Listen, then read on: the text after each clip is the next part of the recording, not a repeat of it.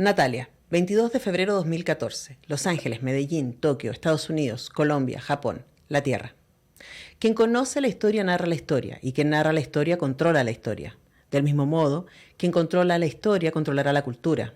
Aprendemos así que no existen las ciencias exactas, sino que todo es una estructura dramática, incluso la matemática. Moramos una esfera dentro de la cual 1 más 1 no siempre es 2. Basta replantear una constante para que los valores se alteren, y esta simple operación aritmética se convierta en una significante de mayor complejidad narrativa que otras soluciones. Esto, que podría ser una parte de una crónica, de una columna que analice lo que es la contingencia chilena, mediática y política de esta semana, por ejemplo, es el inicio de Bahamut, la nueva novela de Francisco Ortega, quien tenemos al otro lado de nuestro Zoom, y antes lo hemos dicho, Me encanta, Pancho Ortega, que seas tan productivo porque nos das tantas razones para estar hablando constantemente. ¿Cómo estás? Bien, súper bien. Acá ya con un mes llevamos, abril, un mes de Bahamut. Aunque un libro que yo había entregado hace ya más o menos casi un año. Este libro estuvo guardado porque como salió ese proyecto de Latinoamérica Bizarra, la editorial y era un proyecto continental, no quisieron competir, entonces por eso este libro se retrasó 6 meses. Así que finalmente fueron más de 7 años de espera, 7 años de trabajo y 6 meses con el libro terminado, en bodega, esperando. Sí. Esperando el momento de su nacimiento. Ahora, a ver, ¿cómo le explico a la gente de qué va Bahamut? Por ahí ha sido definido como una novela histórica sobre el futuro. Es una novela contada en varios tiempos. En el 2014, luego en el 2038, luego se pega un salto importante, más o menos 150 años, luego se pega otro salto más de más o menos 1500 años, y en cada uno de esas épocas hay personajes que están viviendo las consecuencias de lo que pasó antes, y probablemente el elemento que cruza todo es la inteligencia artificial, que al principio es Sonia y que luego es Natalia, que son nombres femeninos, pero que son las siglas de esta inteligencia artificial que interviene desde el futuro en el 2014 para poder resolver el problema Bahamut, que es un problema que cruza toda la historia y que tiene que ver con no sé si vale la pena explicarlo, si voy a hacer un spoiler explicando el problema Bahamut. Es que yo creo que el problema Bahamut tiene que ver con el gran tema de la novela, sí, que es bueno, uno de los grandes temas. En general, la ciencia ficción siempre ha buscado responder la pregunta si estamos solos en el universo. Claro, iba a decir eso, pero no es un... Pero acá se responde. Acá es sí, estamos solos. ¿Hasta qué? Hasta que sucede algo que es el problema Bahamut, y que ese es el dilema que obliga a esta inteligencia artificial, que es inteligencia, que a propósito no se llama inteligencia artificial, es inteligencia secas, lo que implica una evolución del concepto, y que es cuántica, por lo tanto puede estar en varios lugares del tiempo al mismo tiempo. No necesita viajar en el tiempo. Claro. Y eso tiene que ver con la frase que tú leíste, porque en el fondo hay varias ideas en esa frase, y que yo creo que resume la novela completa. Sí, por eso es que escogí leer ahí, que es el principio y el corazón de toda la novela. Quien cuenta la historia, quien conoce la historia cuenta la historia, y quien cuenta la historia domina la historia. Básicamente es eso. Y que es cierto, es lo que está pasando hoy día con las redes sociales, con las realidades que crean las redes sociales.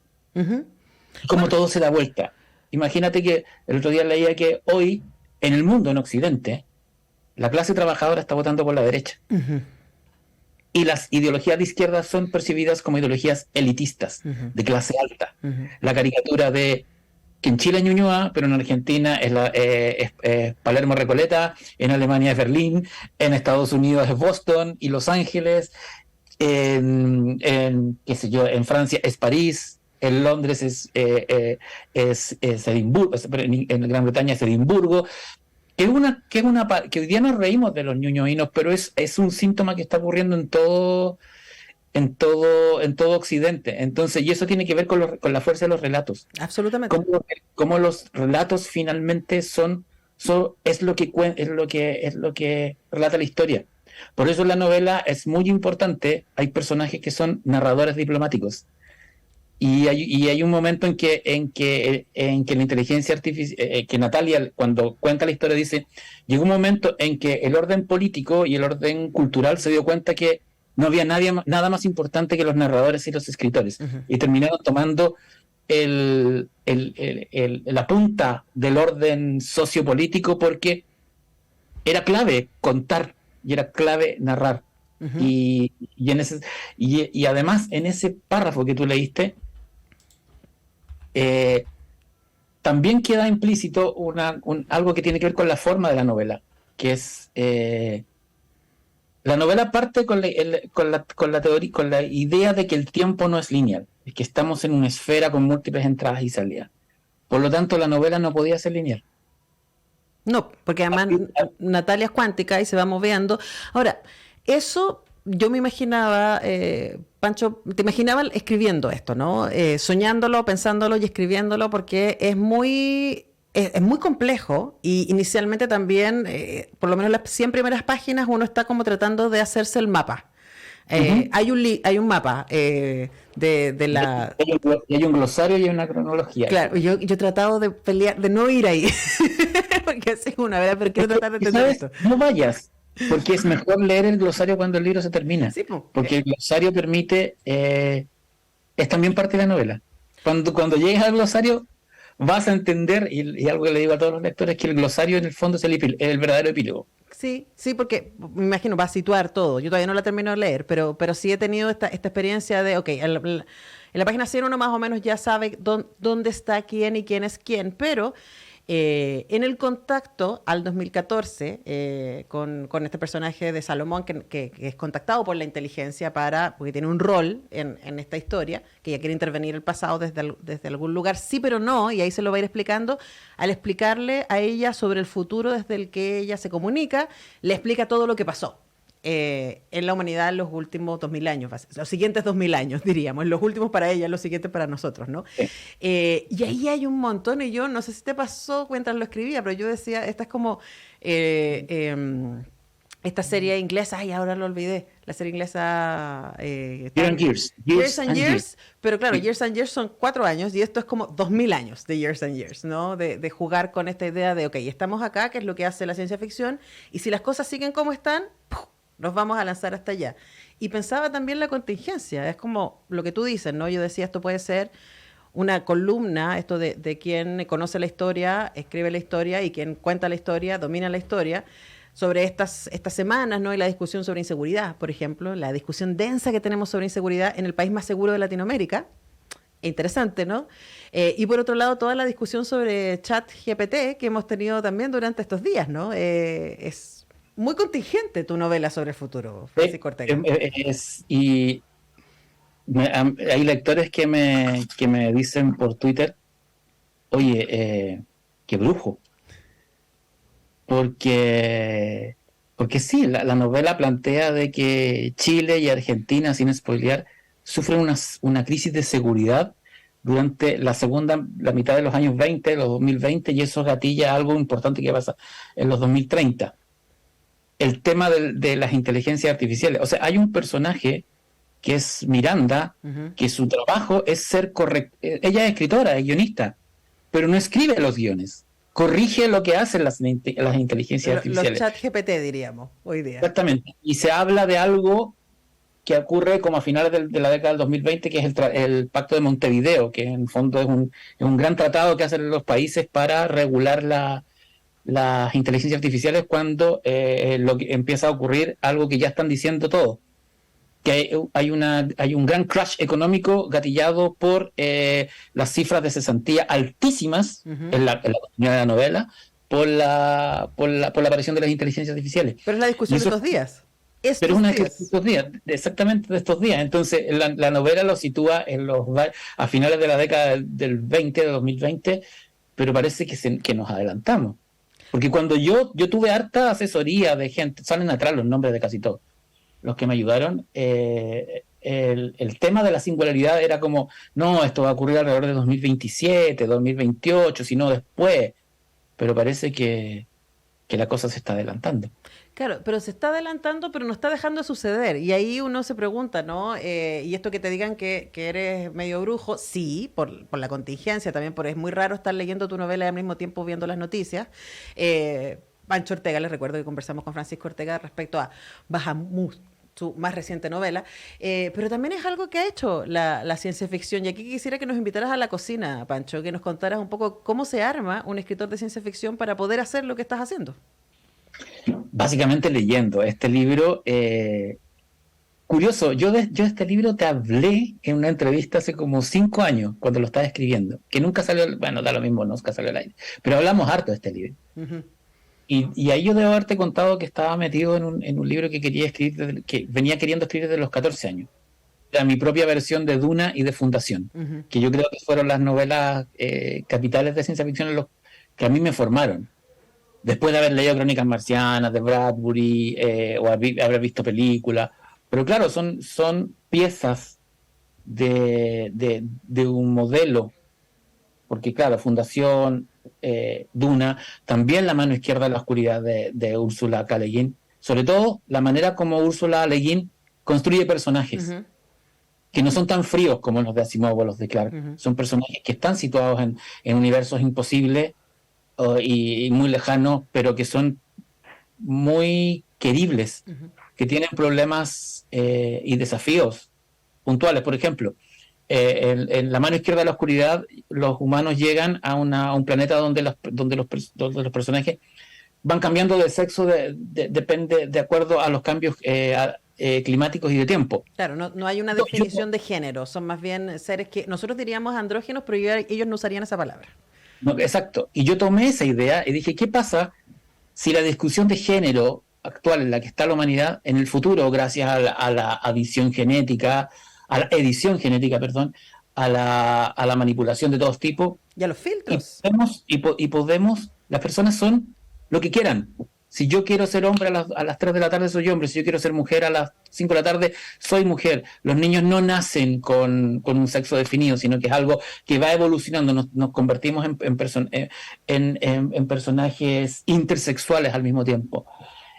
Y cómo, de hecho, eso fue muy difícil en la novela, porque hay un personaje que encarna este desafío, que es Lluvia. Ujú. Y era un personaje que en una de las versiones lo trataban de ustedes, pero quedaba muy difícil de leer. Entonces, y al final dije, no, ¿sabes qué?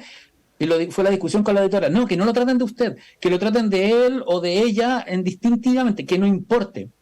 Porque ahí me ayudó una profesora de una expareja que vive en Berlín, y una profesora experta en género, y me dijo, es que si tú estás trabajando esto, que la sexualidad del futuro no sea una cuestión de género, sea una cuestión de personalidad. Ujú. Y ahí me explotó la cabeza. Ujú.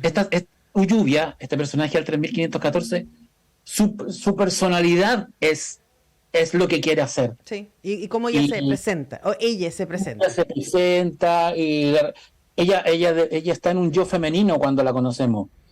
Y llega a esta tierra dominada por el Ameca. Islam, a Meca, pero llega a un lugar que hay unos reformistas islámicos que quieren cambios. Entonces ella llega, y en la segunda aparición es hombre, y, Ujú. y quien cuenta la historia le dice, pero ¿cómo lo haces? Bueno, si es nada, es como existimos, vamos cambiando, Claro. vamos fluyendo. Entonces ella le dice, bueno, los jóvenes de Meca también quieren lo mismo. Ahí vienen desafíos, Ujú. y es como, tú dices, claro, son 1500 años en el futuro, quizás va a ser, la gente ni siquiera va a tener cuerpo, pero es cuerpo físico, pero claro, es la cuestión, ¿cómo llamarlo?, alegórica de la ciencia ficción. Porque es muy probable que en 1500 años en el futuro no exista ni Estados Unidos ni la Unión Soviética, pero aquí yo los pongo y los traigo de vuelta porque me sirven para hacer un espejo con la Guerra Fría del siglo XX en el espacio, que eso es la gran máquina de esta novela. Yo te diría que, aparte de las novelas de ciencia ficción en las que te nombré, yo leí más libros de política y de historia del siglo XX para construir la novela. como Anthony Beevor, la Segunda Guerra Mundial, la Guerra Fría. Sí, porque finalmente el mundo que nos presentas en Bahamut es al mismo tiempo extraño, pero al mismo tiempo muy familiar. Y por eso yo decía que se presenta como una novela histórica sobre el futuro, porque es como todo lo que hemos sido, seguimos siendo, luego a través de la tecnología, lo que hace básicamente organización social que hemos conocido especialmente durante el siglo XX, más que el siglo XXI, lo que hace es repartirse la galaxia, nuestra Vía Láctea probablemente, y para decir... el sistema solar. Sí, todavía no llega tan lejos, pero bueno, pero llegaron lejos buscando ahí la sonda de preguntarse si había gente más allá. Pancho, no lo creerás, pero se nos fue volando el tiempo.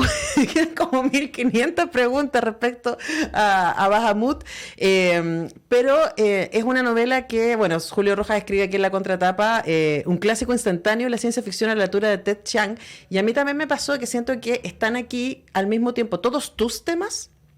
O sea, está Moby Dick, ¿cierto? Está la conspiración política, está, por supuesto, la ciencia ficción, está la pregunta por la identidad, está la pregunta por las comunidades, por la política, y al mismo tiempo están todas las posibilidades de los conflictos que tenemos hoy día lanzados hacia el futuro, ¿no? Y quería preguntarte para cerrar, ¿cómo sientes que se está leyendo hoy día Bahamut?